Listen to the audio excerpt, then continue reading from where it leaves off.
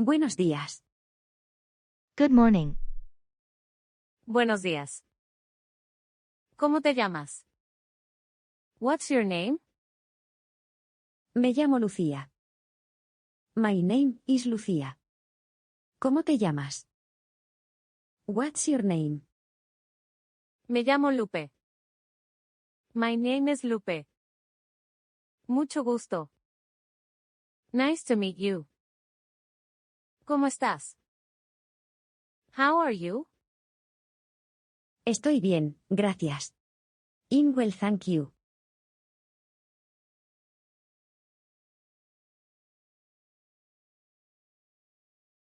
For the exam, the teacher will say the English sentence. So you can now say the Spanish translation out loud. After 10 seconds, the student will say the correct answer.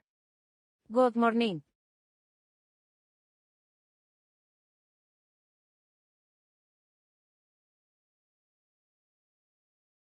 Buenos días.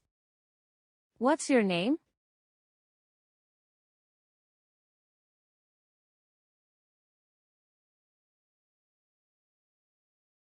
¿Cómo te llamas? My name is Lucia.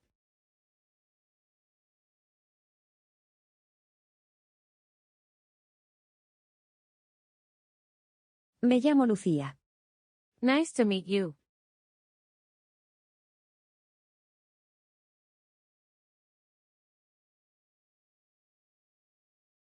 Mucho gusto. How are you?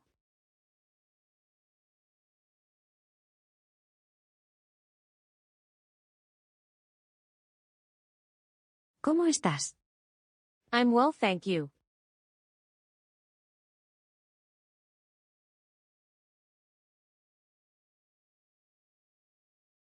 Estoy bien, gracias. Good job. The next part of the video will be about learning the basic Spanish words.